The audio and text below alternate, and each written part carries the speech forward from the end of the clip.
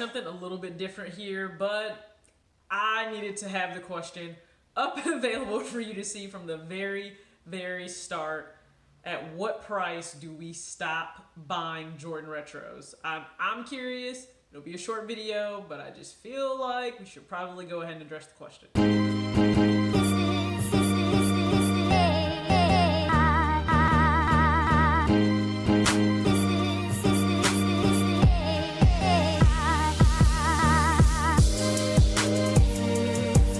TJ back with another video, Talks with TJ, aka TJ Two Shoes Chains, Two Shoes Crew. What is going on?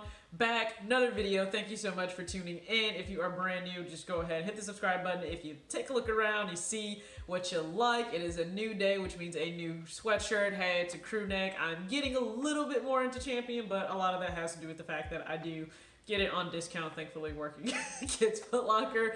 I mean, we all remember back in the day, if you played sports, your whole team outfitted and Champion, but now it's become like the hot thing for kids to wear again.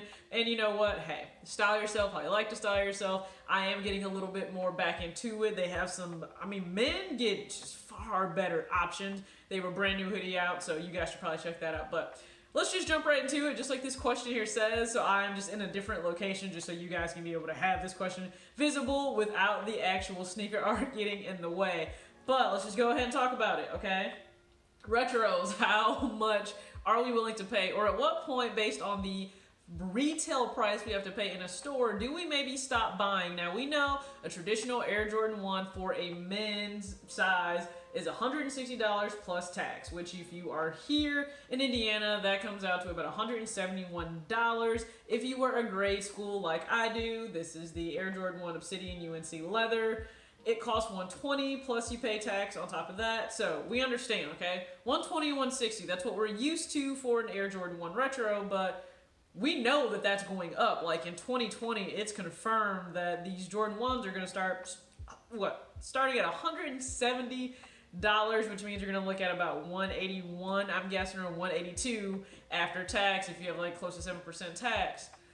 Is there a point where we stop? Like, are we okay? Because just understand, if that Jordan 1 is going up and it's the lowest price Jordan typically, that means every other sneaker across the board is going to go up. And they already started pricing Jordan 4s at $190. And it can be a Jordan 4 that's not really anything special, and they're already taxing you guys at $190 before we even hit tax. So think about some of those Jordan 4s that are a little bit more special, or Jordan 3s that are a little more special. You're probably going to get hit. I mean, I'm going to be honest with you. What if they take a Jordan 11 price and stick it on all the retros? So that $220 you're used to paying in, you know, around the holiday time for whatever Jordan 11 retro comes out, what if you had to pay that for a Jordan 1? Would you pay it? Would you stop? I mean, we've seen with a lot of retros, if the unfortunate part, if it's not a hype collab, if it doesn't have a certain name behind it, then it does tend to sit. Again, I've made videos on this. I don't care about a sneaker sitting, because for everyone who may want the sneaker, if you're able to get the sneaker, I think that's what's important and that's what matters. But for those of you who do tend to care about a sneaker sitting, maybe that's how you actually profit. What will happen? Because I'm going to be honest with you, there's always going to be somebody who's willing to pay a certain price for a sneaker. It's based on whatever that item may have in terms of value to that person in relation to their disposable income. If they got it, and they will be willing to spend it. But for other people, is there a point where you look and you say, no, I'm just fine? Now, if you look at other sneaker brands, let's just say a New Balance. A lot of times the gray pack, or this is considered like the Marblehead 997 Sport, it can be priced for retail anywhere from $110 to $160. It just really kind of depends on what the actual style is, the color, and the material. Is it made in the USA? Is it made over in Europe? But what you would get at $160 or even $120 for a New Balance, I'm just going to be honest, it's actually better quality than a retro. That's just from my experience, and I'm only starting to kind of dibble and dabble in New Balances, so I think that does pose the question, because you're not going to always get the highest quality for a retro. You're going to have the glue stains, the manufacturing issues, you're going to have some flaws. Are you still willing to pay a really high price point? I'm going to be honest with you, at a certain level, I may not be. Now, a lot of shoes look enticing to me because I do have access to a discount. Not all the time. Some items are quick strike, so I may not have an option for that. Like for the Jordan 11 Bread in December, I don't have an option of a discount. I'm going to have to pay the exact same price that you all have to pay. But there is a level at which I'm done. Like, I made the video about the Odell Beckham Jr. Air Jordan 7 or Air Max 720. I was not willing to pay $200 plus tax for a grade school size shoe, and I'm kind of going to hold firm to that.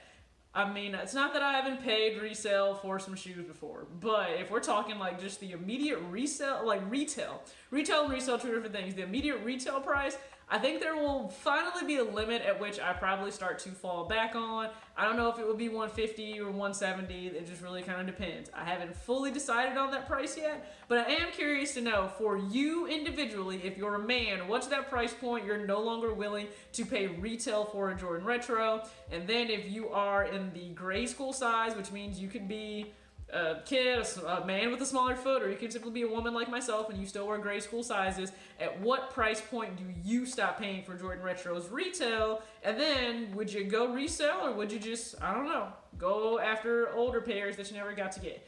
Point of this video, I want to have this discussion. It has been something on my mind, as a lot of other sneakerheads made videos about, hey, we knew the speculation about a price increase for Jordans, and now that we know it's confirmed because we've seen those posts on like Sneaker News and Z Sneaker that it's going to be 170 plus tax for some Jordan 1s. What does the future of, well, Jordan brand in the market look like? So please leave your comments below. I'm always excited to engage with you all. You know, I try to get back to you in the comment section no matter what. As always, peace.